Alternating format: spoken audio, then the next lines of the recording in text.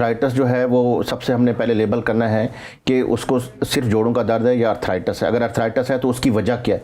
मैं सिर्फ बात करना चाहूँगा रोमेटॉइड अर्थराइटिस, जिसको गंठिया आम अरबान में लोग कहते हैं। तो ये बच्चों वाला भी हो सकता है, दरमियानी उम्र का भी हो सकता है, बड़ी उम्र में भी लोगों भी हो सकता है।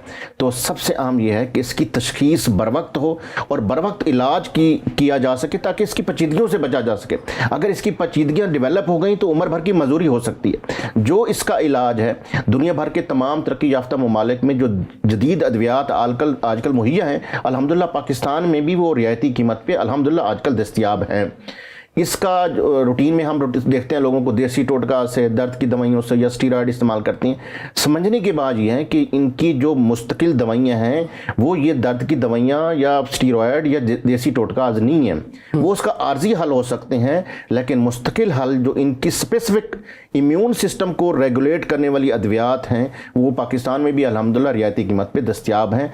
इसलिए सबसे दरख्वास्त ये है कि जिसको भी जोड़ के अंदर दर्द के साथ साथ सोजिश हो वो बर वक्त रोमेटोलॉजिस्ट को चेक करवाए, उसकी तशखीस हो और उसका बर वक्त इलाज किया जा सके ताकि उम्र भर की पेचीदगियों से और जिस्म के मुख्तलिफ अज़ा पे उसके नुकसानात से बचा जा सके। ठीक है। अच्छा, यूरिक एसिड का भी बहुत आजकल प्रॉब्लम चल रहा है और खाने पीने का परहेज़ तो आपको पता है लाहौरी हो और खाने पीने का परहेज़ कर ये मुमकिन नहीं है, तो कहीं ना कहीं बद परहेज़ी जो है वो हो ही जाती है। अच्छा, यूरिक एसिड जो है वो क्यों बढ़ता है, कौन से खाने उसके लिए हम ले सकते हैं उसे कम करने के लिए, और अगर किसी को यूरिक एसिड के बाद जो है वो पेचीदगियाँ होती हैं या दर्द होती है या पाँव में स्वेलिंग हो जाती है, उसका क्या इलाज है? जी, ये बहुत आम सवाल है आपका। ये भी हमारी आबादी में इसके बारे में भी गलतफहमी और मनफी तस्वुरात है। देखिए, यूरिक एसिड समझना ये है कि यूरिक एसिड जब जिसमें बढ़ता है यानी उसके जो ज़रात बढ़ जाते हैं उनको हम क्रिस्टल्स कहते हैं। अगर वो जोड़ में इकट्ठा होना शुरू हो जाए तो उसको इंग्लिश में गाउट कहते हैं। यूरिक एसिड की अगर वो गुर्दे में इकट्ठे हो जाएंगे, पत्थरियों की शक्ल इख्तियार कर लेंगे तो कहेंगे गुर्दे की पत्थरी होगी। अब यूरिक एसिड जो है सबसे अहम यह है कि ये दो चीज़ों में हमने फ़र्क करना है। दो मेन इसकी बुनियादी अक़साम है। एक वो जिनमें जनियाती अवामिल की वजह से होती है, यानी वो फैमिली में चल रहा होता है, जनियाती अवामिल उसमें कार फरमा होते हैं, उम्र दरमियानी उम्र के लोग होते हैं, बहन भाई बेटे सबको हो सकता है, और साथ साथ जनियाती अवामिल के साथ साथ उनकी फैमिली में और लोगों में इसकी प्रेवलेंस चल रही। ये जो तबका है इनको लंबे अरसे के लिए यूरिक एसिड कम करने वाली अद्वियात इस्तेमाल करनी पड़ेंगी डॉक्टर के तसलसल के साथ, चेकअप के साथ। और वो यूरिक एसिड मिसाल के तौर पे एक बंदे को शुगर भी है, ब्लड प्रेशर है, उसके चर्बी के ज़रात बढ़े हुए हैं, मुरक्कबात बढ़े हुए हैं, मोटापा भी है, तो उन लोगों में भी यूरिक एसिड बढ़ जाता है। तो हमने ये देखा है कि किसी भी बंदे का अगर यूरिक एसिड बॉर्डर लाइन से थोड़ा सा भी ज़्यादा होता है, उसकी हर चीज़ है, कोई शुगर भी है, ब्लड प्रेशर है, पेशाब आप अद्वियात भी इस्तेमाल कर सकते हैं, वो भी साल से यूरिक एसिड की दवाइयाँ खा रहे, उनको सबसे अहम ये है कि वो अपनी खुराक और ये शुगर, ब्लड प्रेशर, दिल के अमराज प्लस चर्बी के जो मुरक्कबात हैं, वज़न कम करे, इन चीज़ों को कंट्रोल करेगा तो ऑटोमेटिक सी बात है यूरिक एसिड में भी बेहतरी आएगी। तो दो चीज़ों में फ़र्क करना सबसे आम है कि कौन सा यूरिक वाइटल फैमिली वाला जनियाती वाला है या दूसरा यूरिक एसिड है जो कि मोटापे या शुगर, ब्लड प्रेशर, दिल वाले अमराज के मरीज़ों में हमने अक्सर देखा कि उनमें भी बड़ा होता है। ठीक है। अच्छा डॉक्टर साहब, हथेलियों में भी दर्द होती है कुछ लोगों को और पाँव में भी, एड़ियों में भी हम देख रहे हैं, उसके तलों में भी देखते हैं, तो सुइयाँ सी चुभती हैं, तो इसकी क्या रीज़न है और क्या इसके लिए भी रोमेटोलॉजिस्ट के पास ही जाना पड़ेगा? अभी यूरिक एसिड का वो आपने खुराक से मुतल्लिक सवाल मेरे से पूछा है। देखें, अगर वो इन जो मुख्तलिफ फैक्टर्स के साथ लिंक यूरिक एसिड है तो हम उसको कहते हैं कि गुर्दा है, कलेजी है, मगज़ है, रेड मीट है, समुद्री ग़िज़ाएँ, सी फूड है, और फास्ट फूड है, प्रोसेस फूड से रिलेटेड, और इसी तरह कोल्ड ड्रिंक्स, सॉफ्ट ड्रिंक्स हैं। इनमें थोड़ा परहेज़ रखें और वो अवामिल जिनकी वजह से शुगर, ब्लड प्रेशर, दिल के अमराज, वज़न, उनको भी कंट्रोल करें। अल्कोहल है वो स्मोकिंग छोड़ दे, पानी की कमी ना होने दे, शुगर केन्स एंड ड्रिंक्स उनको इस्तेमाल ना करें तो यूरिक एसिड बेहतर रहेगा। लेकिन वो जो जनियाती अवामिल हैं उनमें यूरिक एसिड की दवाइयाँ आपको इस्तेमाल करनी पड़ेंगी डॉक्टर के मशवरे के साथ। अभी आपके इस सवाल पे आते हैं। देखिए, हाथों और पैरों की नंबनेस जो है इसकी मुख्तलिफ वजूहात हो सकती हैं।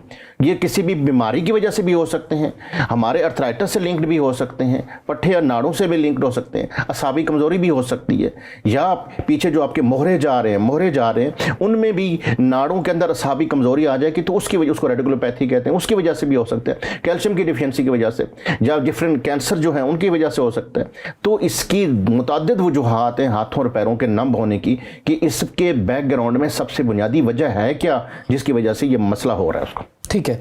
अच्छा, घुटनों में अक्सर हम देखते हैं कि ख़वातीन का ज़्यादा प्रॉब्लम है कि घुटनों में बड़ी दर्द होती है और वो इंजेक्शंस भी लगवा रही होती हैं।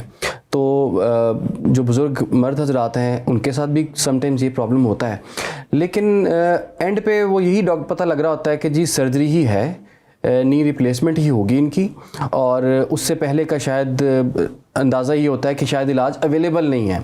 चूँकि आपकी फील्ड बनती है, तो ये किस स्टेज पे जाके इलाज मुमकिन होता है और कब बात आपके हाथ से निकल जाती है? देखें, ये बहुत अहम सवाल है। ये जो आप जिक्र करें, ये एजिंग अर्थराइटिस है। What I mean by ageing arthritis, वो अर्थराइटिस जो उम्र के साथ साथ mechanical stress, wear and tear process जोड़ के साथ होता है। उसमें जोड़ की सोजिश नहीं होती, उसमें मरीज़ को चलते हुए, उठते बैठते हुए या किसी एक्टिविटी की वजह से दर्द हो, तकलीफ होती है, जोड़ घुटने उसके सूझते नहीं है। तो अगर ये वेयर एंड टियर का अर्थराइटिस है, एजिंग अर्थराइटिस है, वो खवातीन है या मर्द है, तो इसमें इम्यून सिस्टम रेगुलेशन का इशू नहीं है। ठीक है। ये कार्टिलेज का लॉस है, उसमें स्पेस कम हो जाती है। तो ये जो है इसके बुनियादी फैक्टर्स हैं। सबसे बड़ा फैक्टर वेट कंट्रोल है। हमने वेट कंट्रोल करना है, क्योंकि जब वजन ज़्यादा होगा तो उसकी ट्रांसमिशन ऑफ वेट घुटने पे भी जाएगी, तो ऑटोमेटिक वेयर एंड टियर जो स्ट्रेस प्रोसेस है वो ज़्यादा हो जाएगा। तो सबसे इंपॉर्टेंट है आपने वेट कंट्रोल करना है, और अपने जो रूटीन के मामलात हैं उनको सीधा रखना है। सीढ़ियाँ ज़्यादा इस्तेमाल नहीं करनी, नीचे बैठते हुए आपने स्टूल या कुर्सी पे बैठना है, नीचे पलथी चौकड़ी मार के नहीं बैठना। आपने जो कोशिश करनी है कि नमाज कुर्सी पे पढ़ें, कमोड का इस्तेमाल करें या कमोड वाली कुर्सी का इस्तेमाल करें। कुछ एक्सरसाइजेज होती हैं, जब ये घुटने के जोड़ मुतासर होते हैं तो वो जो पट्टे इन जोड़ों पे आके लगते हैं, जो निकलते हैं, वो भी कंप्रोमाइज़ होंगे। तो समझने की ज़रूरत यह है कि जो फैक्टर इसको बढ़ा रहे हैं, इस एजिंग अर्थराइटिस को, आपने उसको कंट्रोल करना है, एक बात।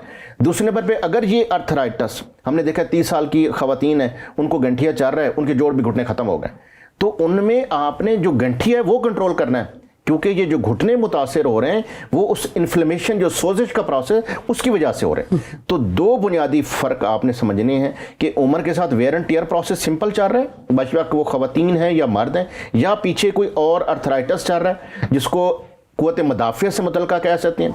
वो कोई भी गंठिया हो सकता है, वो कमर का, रीढ़ की हड्डी का अर्थराइटिस हो सकता है, या टीबी प्रोसेस हो सकता है। तो आपने वो प्रोसेस के लिए इलाज करना है ताकि घुटने ख़राब ना हो। सही।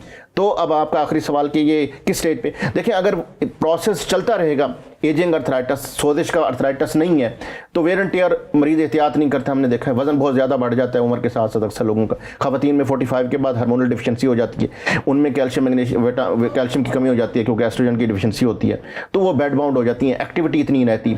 तो वेट गेन और बाकी फैक्टर प्रेसिपिटेट करके जो उसका ट्रिगरिंग प्रोसेस है, जो वेयर एंड टियर प्रोसेस, उसको बढ़ा देते हैं। और हमारे पास मरीज आते हैं, डॉक्टर साहब 60 साल की उम्र है, आप घुटने बिल्कुल आखिरी स्टेज 4 पे चले जाते हैं। स्टेज 4 का मतलब ये होता है कि मरीज कदम भी नहीं भर सकते, जिसको कहते हैं कि एक ब्रिक पे सीढ़ी नहीं चढ़ सकते, उठ बैठ नहीं सकते।